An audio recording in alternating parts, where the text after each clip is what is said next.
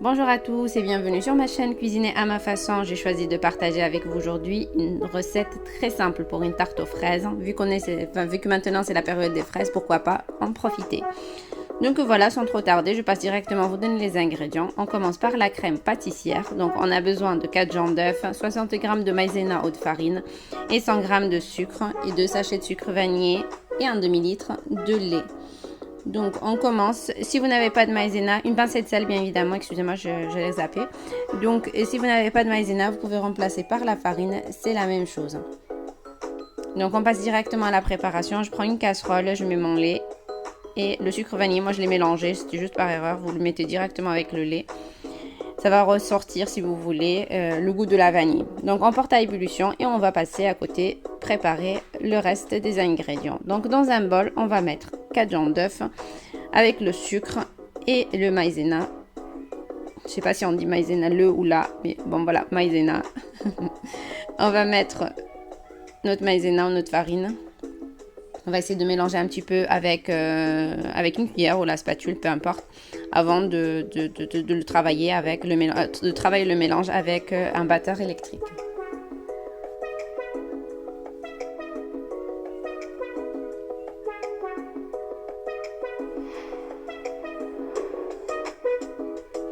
Maintenant, on peut utiliser notre batteur. On va bien travailler jusqu'à ce que le mélange devienne clair.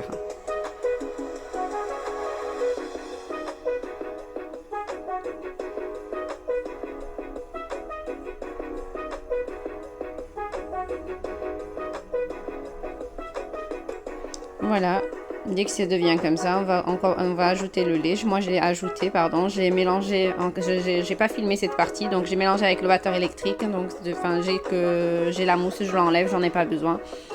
Et je remets le tout dans la même casserole. Je mets sur un feu moyen et j'arrête pas de mélanger jusqu'à ce que j'ai une crème onctueuse.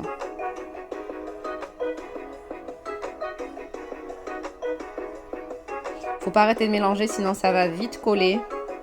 Il va y avoir un goût de brûlé. Donc on n'arrête pas de mélanger. Et dès que ça commence à faire comme ça veut dire que c'est presque prêt. Donc on va continuer jusqu'à avoir ce résultat.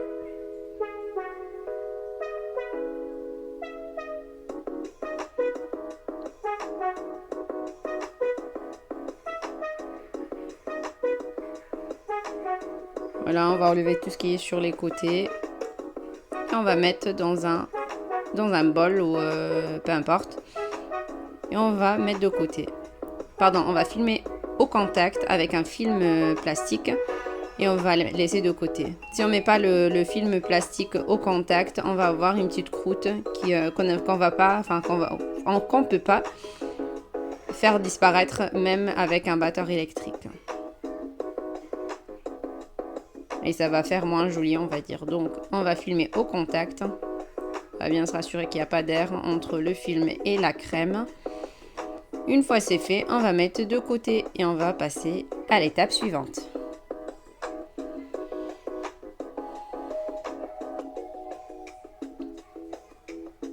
Alors, pour la pâte, c'est tout simple. On a besoin de... Alors, moi j'ai pris 250 g de farine, 125 g de beurre, un œuf, 80 g de sucre, une pincée de sel. Le beurre, il doit être à une température ambiante. Il doit être facile à travailler, on va dire, avec les doigts. Ou avec un batteur, ou avec un batteur ou un robot, si on a un robot. Moi, j'ai rajouté une petite cuillère, on va dire, de vanille. Mais ça reste facultatif. Moi, j'aime bien qu'il y ait le goût de vanille. Donc, j'ai rajouté une petite cuillère avec la pâte aussi. Mais c'est pas obligatoire. Donc voilà, je mélange le sucre, la farine, l'œuf et le beurre. Et moi, je vais utiliser mon robot pour le travailler. Mais vous faites comme vous voulez. Comme je vous ai dit, vous pouvez le faire même à la main.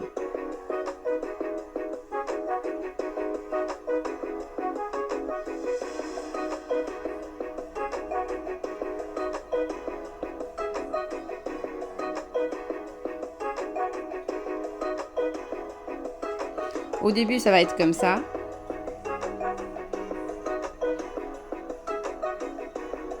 Et après, donc, une fois que vous travaillez un peu plus, que ce soit avec le robot ou la main, ça devient une pâte comme vous le voyez sur la vidéo. une pâte normale, donc on va pas la travailler plus. Je vais juste la ranger correctement.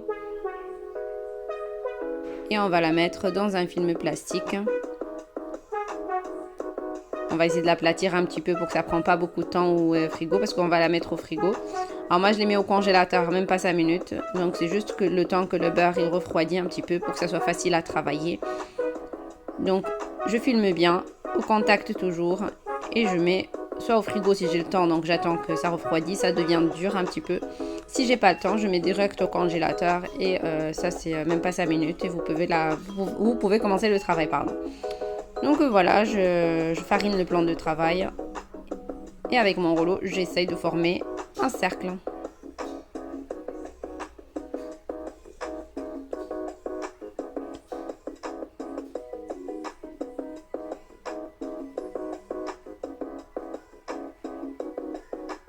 Alors ça colle pas trop, mais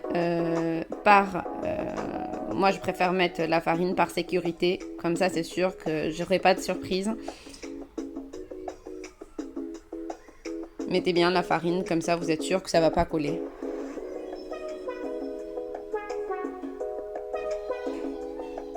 Je la retourne à chaque fois pour me rassurer encore une fois que c'est pas collé. Et je continue à former mon cercle.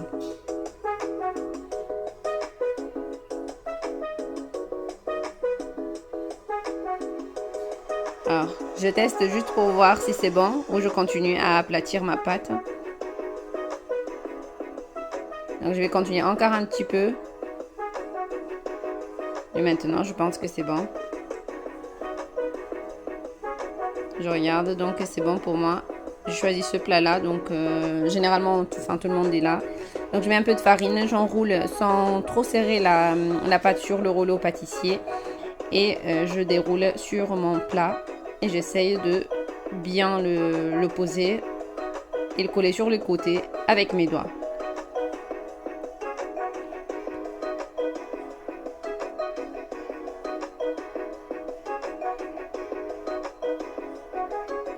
On enlève l'excédent sur les bords.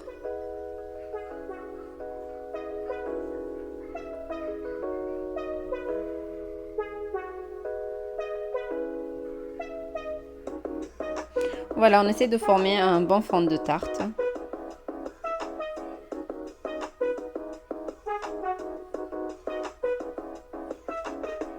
On appuie avec les doigts pour que ça ne décolle pas. Un petit tour de fourchette pour que ça ne gonfle pas. Et de ma part, je vais mettre un papier sulfurisé que je vais remplir de pois chiches. Vous pouvez faire de la même manière. Soit vous avez des billes, soit vous remplissez avec ce que vous voulez. Comme ça, on est sûr que ça va pas gonfler. Voilà, maintenant je peux remplir.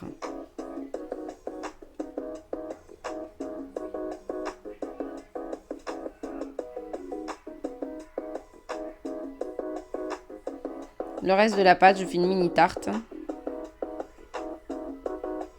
que je ne vais pas remplir de pois chiches et vous allez voir que même s'il n'y a pas de levure, ça va gonfler. Donc d'où l'intérêt de bien remplir le milieu pour que ça ne gonfle pas.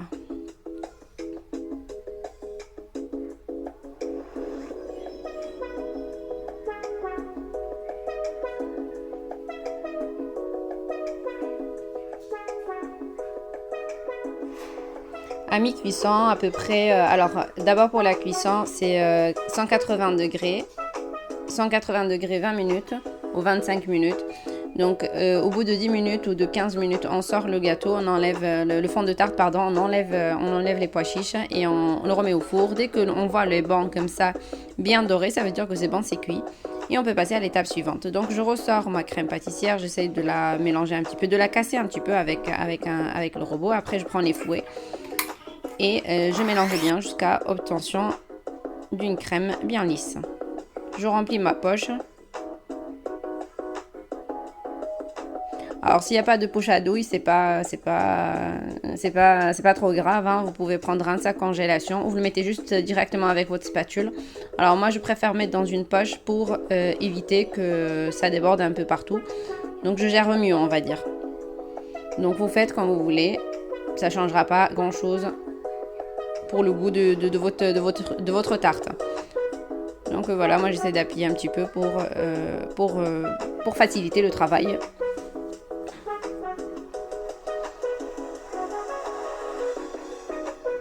Et voilà, maintenant je peux commencer à remplir ma tarte. Ou plutôt mon fond de tarte. Voilà, je commence par les côtés, je remplis bien.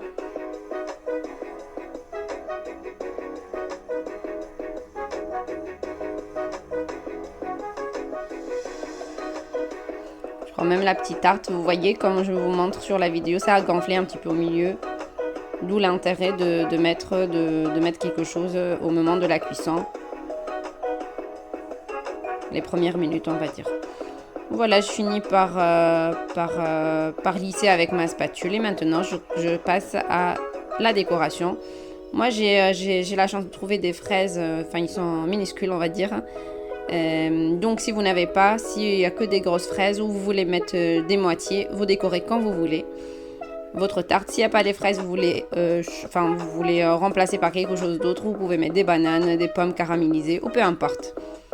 Voilà, donc j'espère que la recette n'était pas très longue, la vidéo n'était pas très longue, pardon, et que vous allez essayer et tester cette recette. Laissez-moi vos commentaires, dites-moi ce que vous pensez. Voilà, je vous remercie de m'avoir suivi jusque-là et je vous souhaite une très bonne journée. À la prochaine recette, au revoir.